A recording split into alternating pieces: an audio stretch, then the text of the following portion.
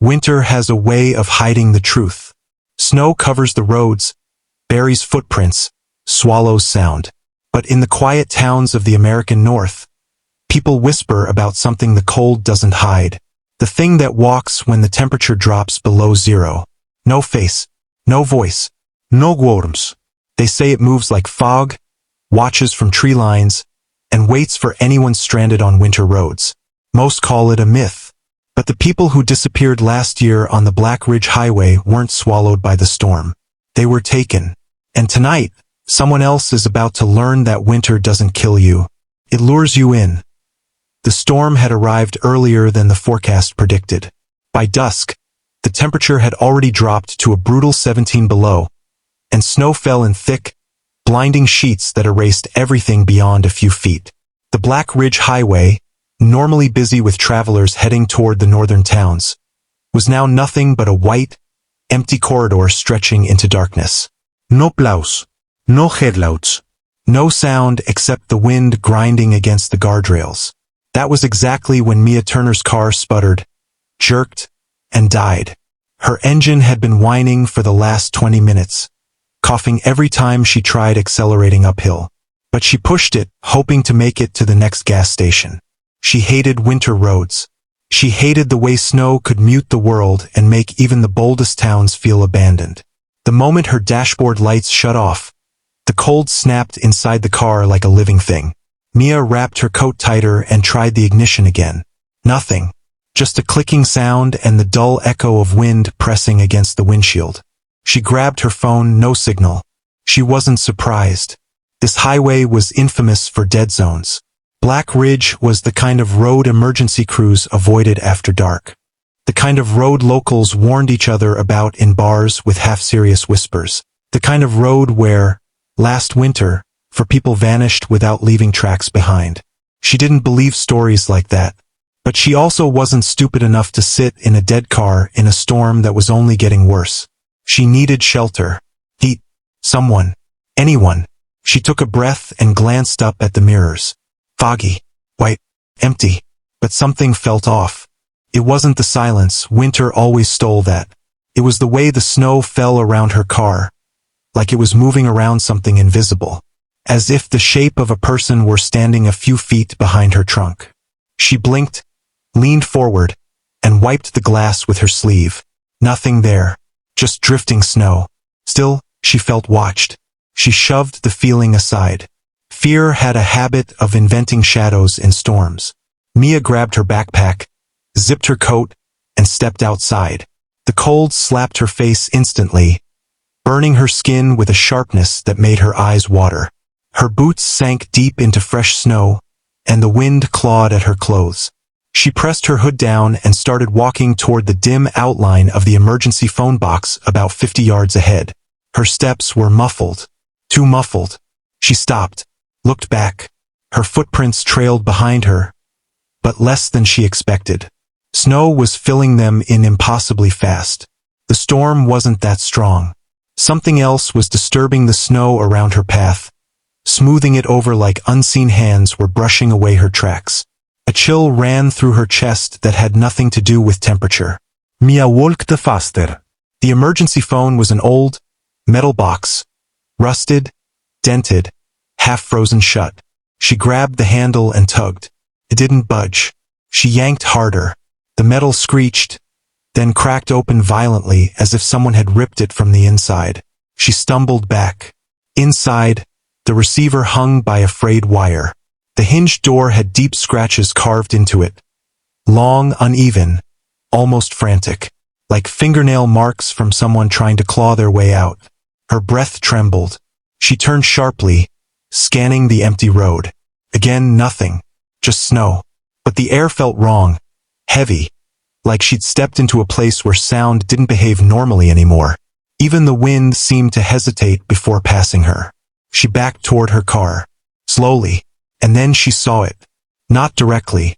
Her eyes caught it only in the reflection on the emergency phone's metal surface. The figure. Tall. Motionless. Standing behind her car. It wasn't a person. She knew that instantly. The proportions were too long, too still. And where a face should have been, There was only smooth, pale nothingness, like ice shaped into a head. Mia spun around, heart pounding, but the figure was gone. She stared at the empty road, chest heaving. Maybe she imagined it. Maybe her brain had mixed shadows and headlights inside the warped reflection. She told herself that again and again, trying to make the fear more logical. But she knew she hadn't imagined the feeling of being watched. She turned back toward her car, and froze. Her car door was open. She knew she had shut it. She always shut it. Her breath fogged the air in quick bursts. She took a single step backward. Every instinct told her not to go near that car again. But where else could she go? A stranded woman in a whiteout storm, miles from any town. She didn't have the luxury of choices. She moved carefully, each step slow and measured. The snow around the car seemed disturbed, like something had circled it. She peered inside. Empty. Nothing crawling in the back seat. No shattered glass. No footprints in the snow leading away from it. But there was something on the driver's seat. A thin layer of frost. Not random frost. Not spread out frost. It was shaped like a hand. 5 long, narrow fingers pressed into ice. She slammed the door shut and stumbled back, her pulse roaring in her ears. Then she saw movement. Not in front of her. Above. Something tall clung to the side of the tree line, barely visible through the snow. It was elongated, wrong, its limbs bending in angles that didn't belong to anything human. It shifted. No sound. No breath. No crunch of snow. Just gliding sideways like it was sliding through space rather than walking. Mia didn't scream. She couldn't. Terror strangled the sound before it reached her throat. The figure stopped at the edge of the trees, watching, waiting, for her. She backed away slowly, not daring to blink. The storm howled behind her, pushing ice into her face, but she didn't look away. The figure didn't move. Not a twitch, not a breath, just that blank, faceless head angled toward her. When she finally turned and ran, her footsteps felt like they were swallowed instantly. She didn't know where she was running. Just away. Away from the trees. Away from the car. Away from the thing that should not exist. The snow grew thicker, choking her vision. Her lungs burned. Her fingers numbed. But stopping was worse. Stopping meant giving that thing a chance to reach her. The storm swallowed her whole. But even through the roar of wind, she heard something behind her. Not footsteps. Something softer, like fabric dragging gently across the snow. Following her, matching her pace, getting closer. She didn't look back. She didn't need to. Some truths you only needed to feel once. And she felt it. Something faceless was hunting her in the winter dark. And it had no intention of letting her leave Black Ridge Highway alive. The storm didn't let up.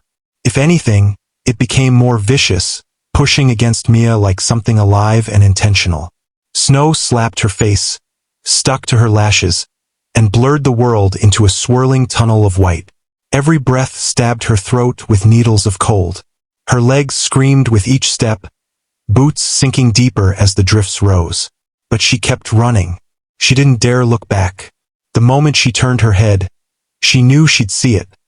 That tall, wrong, faceless thing gliding behind her like the storm itself had given birth to it. At some point, she stopped feeling her fingers. Then her knees buckled. She collapsed into the snow, chest heaving as the wind roared over her. For a moment she lay there, staring up into the spinning white sky, on the verge of passing out. Exhaustion and cold were swallowing her judgment like quicksand. And that's exactly when the storm changed. The wind slowed. The snow's direction shifted, then froze mid-air. Not stopped, slowed like playback at half speed. Mia forced herself upright, disoriented. Then she heard it.